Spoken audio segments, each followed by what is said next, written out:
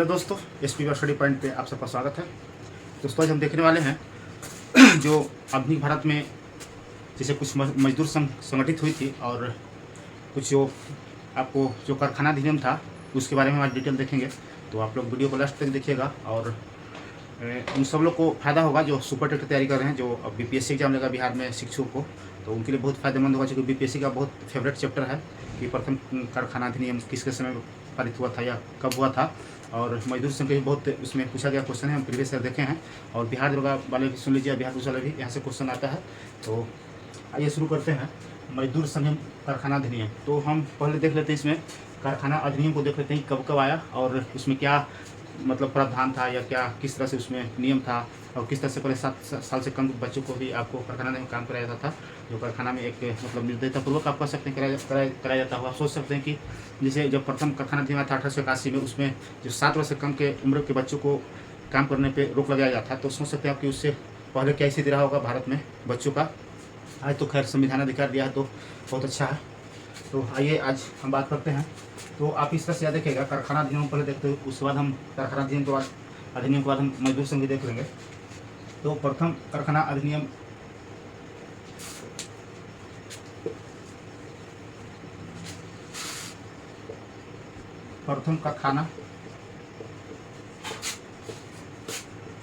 अधिनियम 1881 में पारित हुआ था। और इससे आपको पूछा कि इस टाइम जब प्रथम कारखाना अधिनियम आया था 1881 में, तो इस टाइम गवर्नर जनरल कौन थे? तो गवर्नर जनरल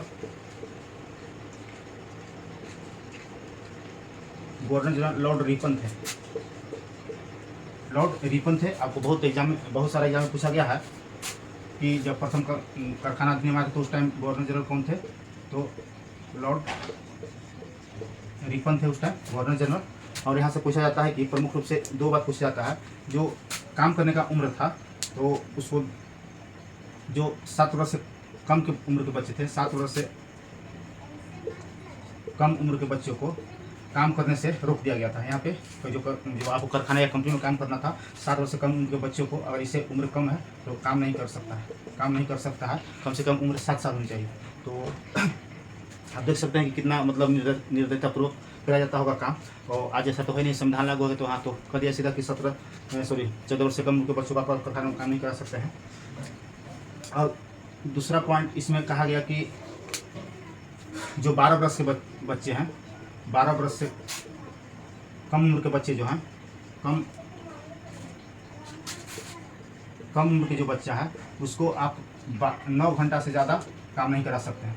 यानी कि 9 घंटा से ज़्यादा काम नहीं करा सकते हैं। तो जो 12 वर्ष से कम उम्र के बच्चा था उसको 9 घंटा कार्य निर्धारित था। और पहला पॉइंट था कि 7 वर्ष से कम उम्र के बच्चे को कारखाने में काम नहीं करना है। तो 7 वर्ष उम्र था तो काम कर सकता है। अगर 12 वर्ष से कम उम्र है उसका तो 9 घंटे ही कार्य कर सकता है। आइए इसके बाद देखते हैं। ये आपको पहला हो गया, पहला कारखाना अधिनियम। दूसरा देख लेते हैं, दूसरी कारखाना अधिनियम। इसके बाद आपको 10 साल के बाद आया। 10 साल के बाद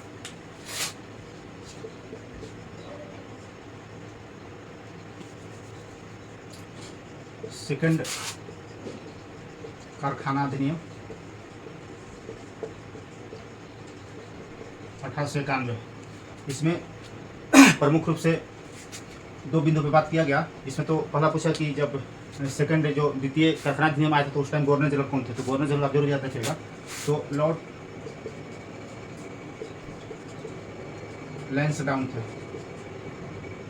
लैंसडाउन थे उस टाइम गवर्नर जनरल। आप पहला हम लोग देखें कि लॉर्ड रिपन थे, इसमें लॉर्ड लैंसडाउन है।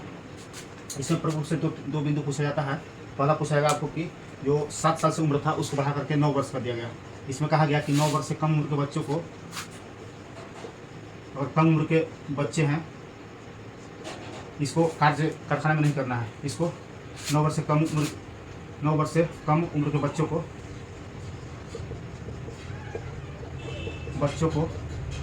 कार्य नहीं करना है।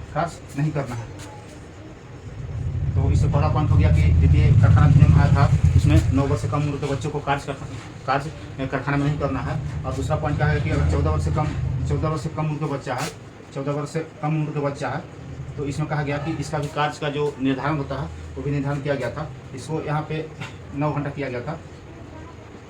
और इसमें मुख्य रूप से महिलाओं को भी, यहाँ पे महिलाओं को भी कार्य करने का समय सीमा निर्धारित किया गया। महिलाओं को कार्य करने की समय सीमा निर्धारित किया गया, जो आपका 11 घंटे था, 12 घंटा न होकर 11 घंटा का रखा गया था। तो इसी तरह का महत्वपूर्ण भी पूछे जाते हैं एग्जाम में, और अगर ऊपर पढ़ेगा तो समझ में नहीं आएगा, इसलिए इसको अगर बुक भी आपके पास हो तो इसको पढ़ लीजिएगा।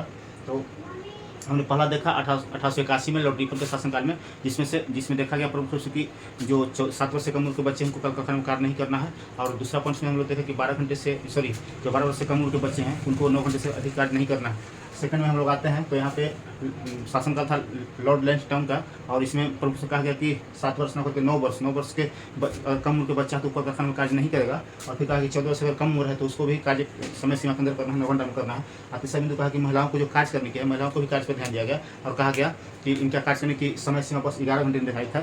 और यहाँ से साप्ताहिक छुट्टी शुरू हुआ था। 1891 जो कारखाना अधिनियम आया था उसमें साप्ताहिक छुट्टी शुरू किया गया था।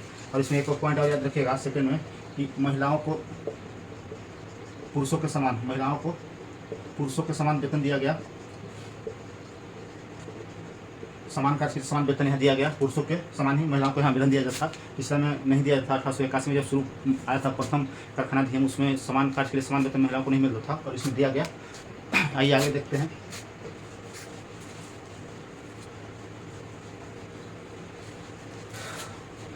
ये 2 है जो आपको महत्वपूर्ण है, 2 बहुत ज़्यादा एग्जाम में पूछता है, इसलिए 2 को हम डिटेल में बता दिए। ऐसे प्रथम कारखाना अधिनियम आपको पूछेगा कब आया, तो प्रथम 1881 में आया। सेकंड कब आया, तो 1891 में 10 साल के बाद आया। तीसरा कब आया, तो 1911 में आया। चौथा कब आया, इस तरह से पूछता है कि कारखाना निम्नलिखित कारखाना अधिनियम को आप समय सीमा के अंदर सजाएं या वर्ष वाइज सजाएं, तो 1922 में आया। तो आप देख रहे हैं कि 10 साल बढ़ा है, यहाँ आप देख रहे हैं कि 20 साल बढ़ा है, और यहाँ देख रहे हैं कि आप 11 साल बढ़ा है। तो इस प्रकार से आप याद रख सकते हैं। बस यही याद रखें कि प्रथम, द्वितीय, तृतीय, चतुर्थ कब आया, तो एक 1881 में आया, 1891 में आया, 1911 में आया, चौथा 1922 में आया, और जो भी अभी डिटेल हमने बता दिया। चलिए आइए इसके बाद हम देखते हैं कि इन्हीं सब परिस्थितियों से लड़ने के लिए, इन्हीं सब परिस्थितियों को देखते हुए मजदूर संघ की स्थापना होती है भारत में। और प्रथम मजदूर संघ दक्षिण भारत से शुरू होती है, और वहीं पे एक बीपी वाडिया नाम था, एक व्यक्ति थे, उन्होंने प्रथम मजदूर संघ जो आपका मद्रास मजदूर संघ की स्थापना किए थे। और रीजन क्या था, तो अभी देखे कि 7 साल से कम के बच्चों का चलाया जाता था। फिर समय समय पर अधिनियम लाया गया, उसको सुधार किया गया। तो इन्हीं तमाम परिस्थितियों को देख करके मजदूरों को हित में या मजदूरों को अधिकार दिलाने के लिए, मजदूरों को मतलब सुख सुविधा दिलाने के लिए मजदूर संघ की स्थापना होती है। तो पूछता है कि प्रथम मजदूर संघ की स्थापना कब हुई थी, तो प्रथम मजदूर संघ, इसको इस तरह से समझिए। प्रथम मजदूर संघ की बात करें तो प्रथम मजदूर संघ मद्रास मजदूर संघ था। इसकी स्थापना बीपी वाडिया द्वारा किया गया था। बीपी वाडिया द्वारा आपको मद्रास में किया गया था, मद्रास के क्षेत्रों में किया गया था। खास करके दक्षिण भारत में इसकी शुरुआत हुई थी। तो आपको पूछेगा कि प्रथम मजदूर संघ कौन सा वाला था, तो मद्रास मजदूर संघ था, जो आपको दक्षिण भारत का था, जिसमें प्रमुख से बीपी वाडिया इसका गठन किए थे। तो आपको डायरेक्ट एग्जाम पूछता है कि प्रथम मजदूर संघ कौन था और किसने स्थापित किया था, तो बीपी वाडिया ने आपको 1918 में स्थापित किया था। तो बीपी वाडिया द्वारा प्रथम मजदूर संघ की स्थापना 1918 में मद्रास में किया गया। आइए अगला देखते हैं। इसके बाद आप देख रहे थे कि गांधी जी भी इस टाइम सक्रिय थे आपको आज़ादी दिलाने में और किसानों मजदूरों के हित में काम करने के लिए। तो इन्होंने 1917 में एक चंपारण आंदोलन हुआ था, जो वहाँ पे मजदूरों को, जो महिला कृषकों को परेशान किया जाता था तिनकठिया पत्ती के द्वारा। तो इनको भी पता लगा कि अहमदाबाद में कुछ जो मिल मजदूर हैं, जो कपड़ा कारखाने में काम करते हैं, उनको ही कुछ परेशानी है। तो इन्होंने भी एक 1918 में अहमदाबाद टेक्सटाइल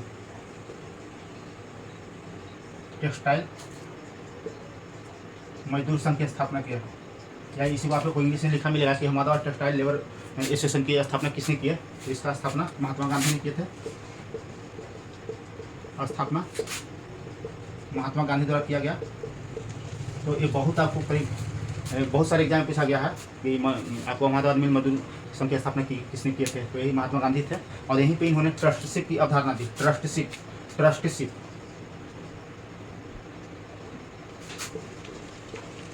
यहीं पे इन्होंने ट्रस्टशिप की अवधारणा दिया और सिद्धांत दिए। और ये बहुत एग्जाम में पूछा था कि ट्रस्टशिप का सिद्धांत किसने दिया, ट्रस्टशिप का सिद्धांत किसने दिया, तो महात्मा गांधी ने दिया।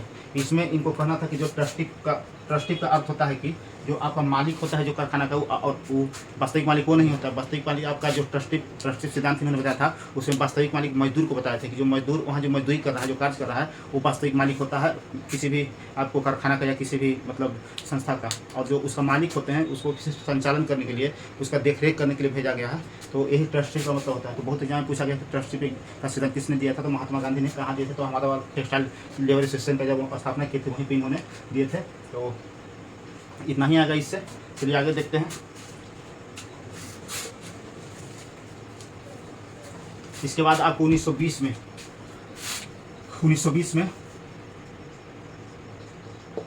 एक मजदूर संघ की स्थापना की गई। उसका नाम था all India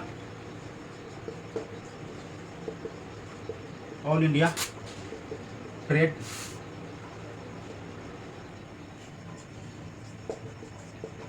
union Congress. All India trade union Congress, इसकी स्थापना 1920 में। और इसका पूछेगा यहाँ से, आपको पहला पूछेगा कि इसका स्थापना का श्रेय किसे जाता है, स्थापना किसने की। फिर आपको पूछेगा अध्यक्ष कौन थे। फिर आपको यहाँ से क्वेश्चन पूछेगा कि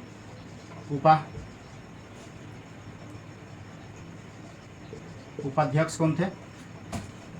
फिर आपका पूछेगा यहाँ से कि महासचिव कौन थे। यही 4 पॉइंट याद रखना है। इससे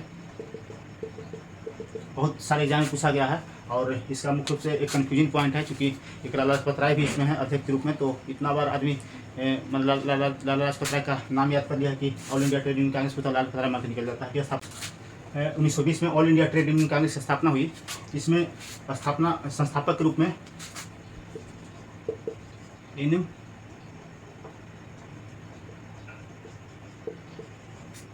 एन जोशी थे जो इसका स्थापना किए थे।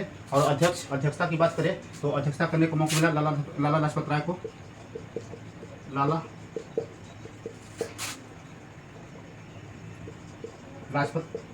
को। यहाँ अध्यक्षता करने का मौका मिला राय को। और इसमें उपाध्यक्ष से पूछता है कि उपाध्यक्ष जब all India trade union Congress स्थापना 1920 हुई तो उपाध्यक्ष के रूप में किसे नियुक्त किया गया, तो जोसेफ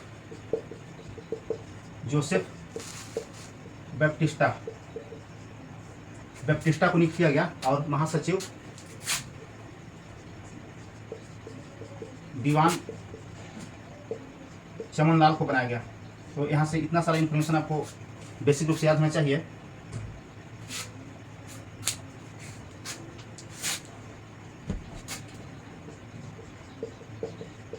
दीवान चमनलाल, तो इसमें आपको मुख्य से पूछा कि 1920 में जो all India trade union Congress की स्थापना हुई उसमें अध्यक्ष कौन थे, तो लाला लाजपत राय थे। और स्थापना किसने किया था, तो एन जोशी द्वारा किया गया था। उपाध्यक्ष कौन थे, तो जोसेफ बैप्टिस्टा थे। और महासचिव पूछा दीवान चमनलाल था। तो इतना बेसिक इन्फॉर्मेशन है इसका। आइए नेक्स्ट देखते हैं। एक आपका आज़ादी के समय, फिर आपका आज़ादी के समय जब आज़ादी मिली थी उस टाइम, एक 1947 में इंडियन नेशनल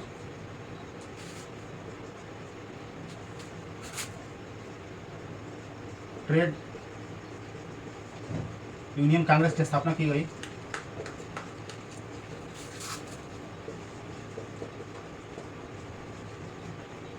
कांग्रेस की स्थापना की गई और इसका अध्यक्ष के रूप में, क्योंकि ये अंतिम था इसलिए इसका अध्यक्ष के रूप में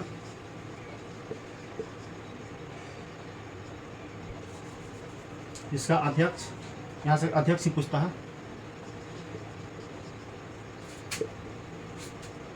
अध्यक्ष के रूप में सरदार वल्लभ भाई पटेल को चुना गया था। यहाँ